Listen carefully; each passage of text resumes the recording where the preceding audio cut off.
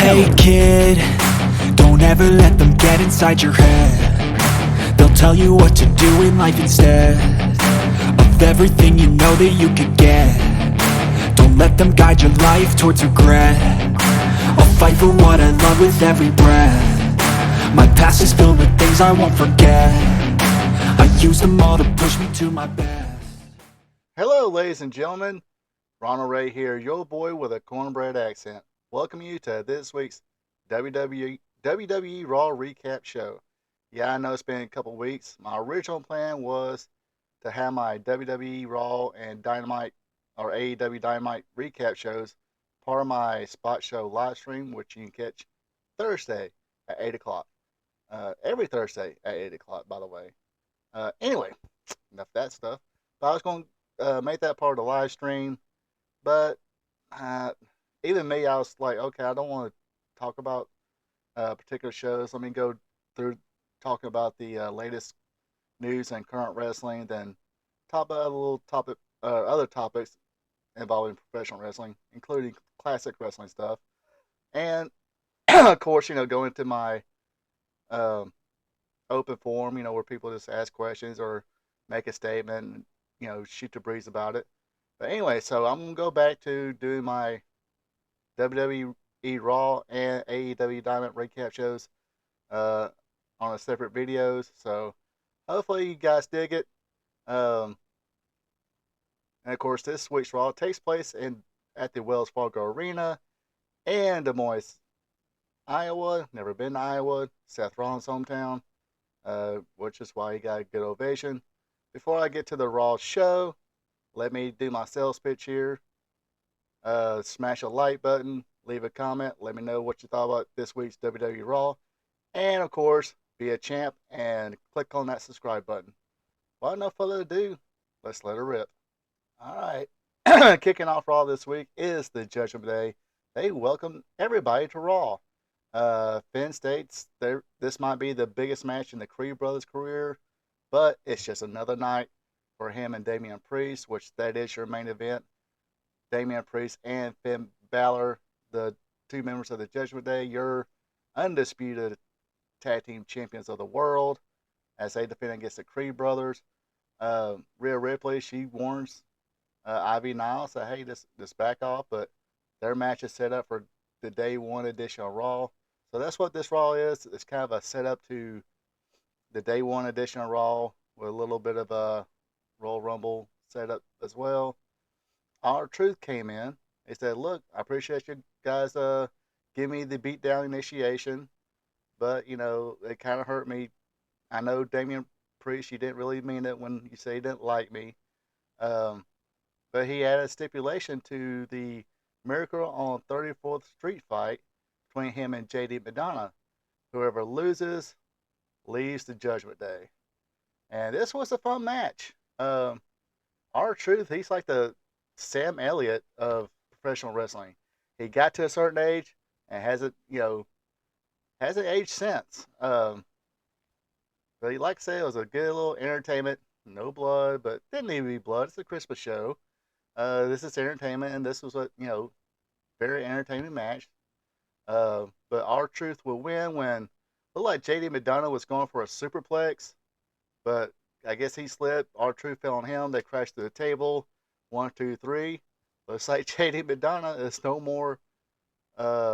longer a member of the Judgment Day, and R-Truth is in, which he really isn't a member either. But hey, it's all for good fun, and you always gonna get good entertainment out of R-Truth, no matter what. I mean, I remember seeing him at heel one time at NWA Wildside, and he got heat, but gosh, he was funny as hell doing it. Now it's time for Nia Jax to come to the ring for her promo, but before she got one word out, Becky Lynch came out. Lynch pretty much says, hey, Nia Jax, you're pretty much living off your cousins and, quite frankly, my name too, because you don't want to broke my nose. Jax would state, hey, the reason that we never fought was because they were scared of what I might do to you. This will pretty much set up another match for the Raw edition or the Day 1 edition of Raw. Becky would kind of would attack Nia, but Nia will lay Lynch out with a punch in the back of the head. So yes, more build up to the day one edition of Raw. Of course, your next match is for the Intercontinental Heavyweight Championship. The Miz challenging Gunther, who's I think at Monday that's at 556 days, I believe. I should have wrote that down, but I didn't. What can you say? Another good match. Miz, again, I would say on his A game. Gunther just can't be touched right now as far as big man wrestlers. He's the best. Uh, the Miz got a short advantage to begin with. Uh, then Gunther, would make a comeback. Uh, the Miz hit a second rope skull crusher finale, but Gunther will roll out of the ring.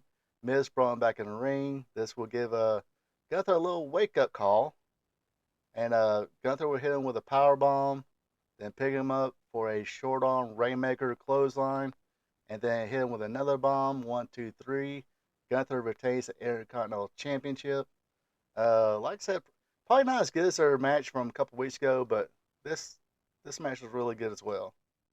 All right, now we had an American Nightmare before Christmas, and that pretty much ends with Shinsuke Nakamura and Cody Rhodes having a brawl over the place. Looked like Cody was going to go for the crossroads on the table, but that's when the officials came out and the security came out, got Shinsuke out of the way. Not sure when this match is going to take place. I'm probably willing to bet day one as well, but probably should be like probably should be a Royal Rumble match because if you watch the last live stream when I talked about CM Punk, I said let CM Punk win the Royal Rumble and let Cody Rhodes do the what they call it, Elimination Chamber to get his chance to finish his story against Roman Reigns. But we still should see what happens. All right, the next match is for the WWE Women's Tag Team Championship. It is Katana Chance and Kaden Carter versus Chelsea Green, Piper Nivens, your tag team champions. Good match here. Again, the crowd wasn't that much into it. Um, Chance and Carter got a little bit of shine on Chelsea Green. Piper came in with some heat. If I had one complaint about Chance and Carter, I think they need to do some studying on Ricky Morton and probably the Midnight Rock or the Rockers as well, so they can know how to do that heat selling and you know, Ricky Morton, just selling, trying to draw that heat, reaching for that tag, then finally getting that hot tag. I think that's the one thing they should work on, but I still like them. And of course, if you pay attention to what I've been saying about them, they're pretty much one of my favorite tag teams. Did love the outcome of this match. So they hit their finishing move, the After Party, which is a net breaker by Chance Carter, while or Chance Carter, Caden Carter hit with a net breaker. Katana Chance with a 450. Uh, Almost looks like the old uh, Motor City Machine Guns finisher, except for I believe it was Alex Shelley came out with a frog splash while what or Chris Sabin had the net breaker, kind of that, but a little bit of twist to it. 1, 2, 3, your new WWE World Women's Tag Team Champions. This Katana Chance and Kaden Carter. Like I said, I did like the outcome of this. Uh, I think good opponents for them. Like I said, when I was talking about that heat, they should be drawing, uh, or that monster team. I want to say put Shayna Baszler and Zoe Stark together. Two badass chicks. Unfortunately, I think they're probably going to wind up being cheered a little more, but who knows? I mean, it ain't like you can't turn them heels. I mean, I know times have changed. They don't like the too much goody two shoes, but their kind of thing is partying and stuff like that. And so, but yeah, I think they could be good opponents for them. Somebody like Shayna Baszler to work those submission holds or work a hold and make it look brutal while somebody's trying to reach for that tag. And what's the story about Ricky Morton? One time, when he's sweating, he looks like he's crying, and he would reach to the fans and say and just mouth the words, "Help me." Um, then of course, all the girls and all the guys too would come up and say, "Hey, we'll help you out, Ricky." But I'm pretty sure they can't draw that kind of babyface shine. But um, I believe this work at it and uh, just see what happens. Anyway, let's go to the next thing. All right, next match on Raw was Ivar going against Akira Tozawa, and you pretty much know how this is going to go. He gets a little bit of shine in, but then Ivar would just pretty much squash him, and that's who wins this match. Ivar picks up the win, um, but it was entertaining nevertheless. All right, next up we had Seth Rollins, the Iowa boy, the hometown boy, coming in, your world heavyweight champion. He came out and states that he's motivated and hopes to have a bigger, more successful 2024. Uh, Again, it's announced that he would face Drew McIntyre on the Day 1 edition of Raw. Uh, Speaking of which, Drew does come out, says he's proud of Seth Rollins for not being like everybody else and kissing CM Punk's ass. Says he couldn't visit a sick family member. Seth says, "Look, I'm sorry. I don't hate you as much as CM Punk, but I do pity you." Then Drew attacks him, says, "I don't need pity." A little back and forth fight, but Drew gets the better of this. Leaves Seth in pain, um, but so this is going more build up to the Day 1 edition of Raw. So it's going to be for the WWE World Heavyweight Champion Seth Rollins against Drew McIntyre. Unfortunately, I think the writing's on the wall is going to be, hmm. Yeah, I think that's going to have Seth and CM Punk. I mean, I know they kind of throwing Drew McIntyre in the I don't care for CM Punk either window, but I think it's going to be Punk and Rollins. What do you folks think? Let me know in the comments. All right, this is the Christmas edition, and we gotta have Kofi Claus. He was in the back. They had a couple of segments where he's giving out presents. Gave Ludwig Kaiser and Giovanna Vinci Cole. Guess they didn't like that. Kofi Claus came out to the crowd ringside, gave away presents. He's attacked by the Imperium. Jey Uso comes in, makes the save. Uh, then then they made a match. Adam Pearce made the match. It was going to be main event Jey Uso against Ludwig Kaiser. Good match here. Jey Uso had the early advantage. Kaiser then got the advantage. Vinci and Kofi would get involved, but Jey Uso will wind up winning after the Jey Uso splash. And I believe, let's see here. Let me look at my notes here. This has been like so. I almost want to say that since his first Raw appearance, he hasn't had a singles 136 days since he had a singles win. Uh, so yeah, for 136 days and singles matches now, he's gone winless. This is his first win. Good win here. Beating a very good wrestler in Ludwig Kaiser. Um, but hopefully, he's got to get that big win. I think he's got to tie it up again with Drew McIntyre and let him get that win over him. But we will see if that happens. Now it's main event time. We got the Creed brothers challenging uh, the WWE undisputed tag team champions of the world, the Judgment Day, Damian Priest and Finn Balor. The Creed brothers will get early shine. Um, then Priest and Balor will cheat a little bit, get some heat. Like I said, good tag team match here. Two near Brutus Ball finishers. Uh, they both get broken up. The last one gets broken up by a coup de grace. Then Damian Priest hits the South of Heaven.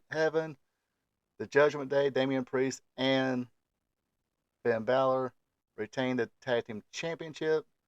Um, like I said, I can't really not consider Damian Priest and Finn Balor not a tag team now. They're pretty legit tag team, even though part of the group Judgment Day. But I still do like. I hope Creed Brothers. Kind of been impressed with Creed Brothers. Looks like a great finisher. I just finished watching this uh, Stevie Richards video where he kind of calls the move dangerous, and he points it out. Why it's dangerous and stuff like that. But it still looks pretty cool if you're a fan. Um, and yes, if you're wanting to be a wrestler, train to be a wrestler, I would suggest you go on YouTube and subscribe to Stevie Richards, channel and learn from somebody who's been there and done that. He does. I mean, he's got like a video. I'm not getting paid for this, but I'm just saying because I care. Um, he almost like a coach. He'll show you the video, point out the different areas where it can be dangerous. He very much describes that Brutus ball finisher, why it was dangerous, but and gives a good reason why it is. So uh, I like the finisher. It looks good. Um, but he said it looks good too, but highly dangerous, and he points out the reasons. Anyway, that does it for this week's WWE Raw Recap Show. Hope you folks enjoyed. Like I said, drop a like. Uh, Leave me a comment. What you think about this week's Raw? Do you like WWE now actually pushing actual tag teams? Uh, just like the good old days, instead of just putting two people together and there you go. Um, but me personally, I like tag teams. I guess that that old '80s wrestling fan in me, we had great tag teams then. I want to see great tag teams now, especially now they're more athletic and everything else. Like like Chance and Carter. I mean, uh, two girls who can do the flips and very athletic and very unique double team moves. Creed brothers, two big guys can just throw people around. Of course, you want scientific. You got DIY. You got it all here. So, but anyway, again, that does it for me. See you next week as I cover WWE Raw, another WWE Raw recap show. You folks have a Merry Christmas and take it easy and have a good one. Thank you for checking out my video. I really do appreciate it. And of course, this is the part where I ask you, if you're not a subscriber yet, to click on that subscribe button, leave a like, also share with friends. And if you want to follow me on social media, on Twitter, X, it's at RRPATRPTV46. On Facebook, it's this Ronald Ray. And yes, I need to turn in my man card because I do have a TikTok. You find me on TikTok at RP2Vision. As always, you have a good one and take it easy.